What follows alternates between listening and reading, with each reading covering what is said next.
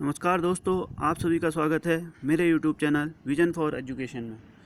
आज जो है आपके लिए एक महत्वपूर्ण टॉपिक यूटेट और सीटेट से संबंधित वाइगोत्स्की का सामाजिक विकास का सिद्धांत लेके आया हूँ, जिसे संज्ञानात्मक विकास का सिद्धांत अथवा सामाजिक और सांस्कृतिक विकास का सिद्धांत भी कहा जाता है।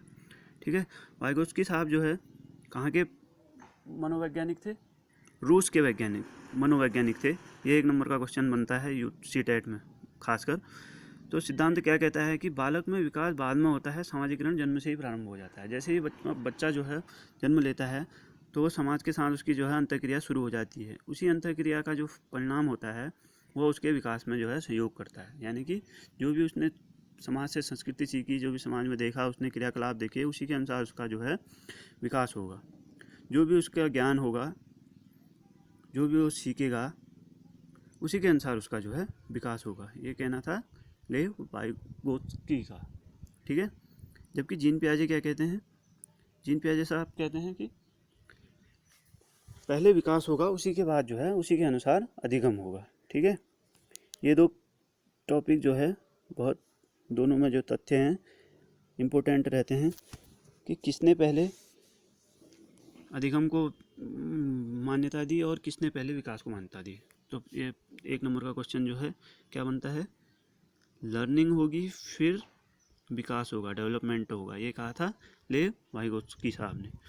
जबकि जीन पियाजे क्या कहते हैं? जीन पियाजे ने कहा कि पहले डेवलपमेंट होगा, बच्चे का जो विकास होगा, डेवलपमेंट होगा, उसी के अनुसार जो है उसकी लर्निंग होगी या अधिगम होगा। ठीक है, ये महत्वपूर्ण अंतर है जो कि क्वेश्चन के रूप में अक्सर जो है पूछ लिया जाता है। ठीक है, अब जो है वाइगोत्स्की साहब का जो सिद्धांत है उसमें क्या जो इम्पोर्टेंट टर्म्स हैं, देखिए ये यहाँ पर आप देखेंगे ZPD। ठीक है, ZPD, स्कैफोल्डिंग और MKO, ये तीन जो हैं मुख्य टर्म्स हैं जो अधिकतर जो है सीटेट और यूटेट में घुमा फिरा के जो है एग्जामिनर पूछ लेता है। तो क्या होता है इसके अंतर्गत?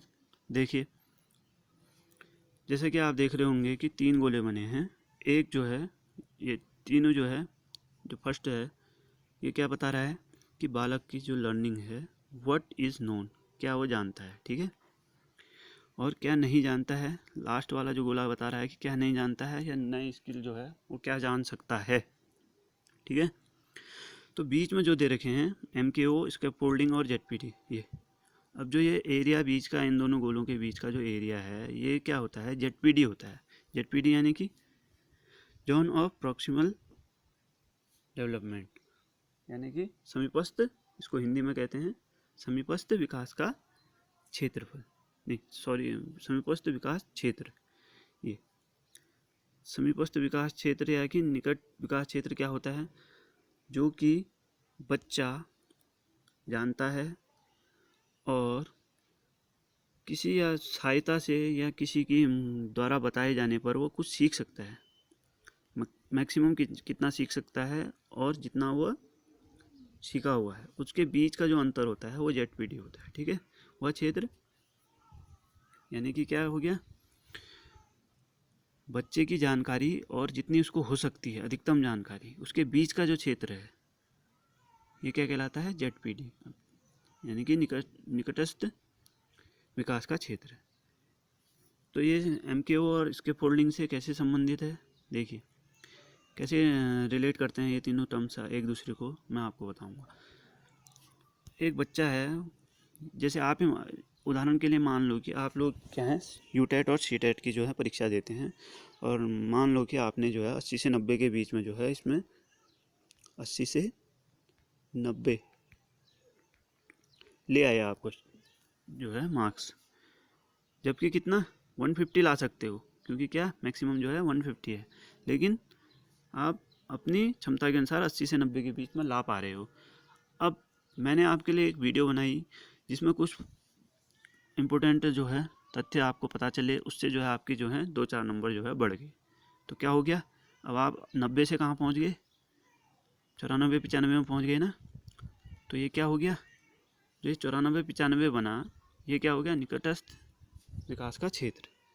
पहले ला पा रहे थे इतना आ सकते थे 150, लेकिन जब मैंने एक आध वीडियो बनाई, आपको सहायता करी, तो आपके क्या बन गए 94 95 नंबर बन गए।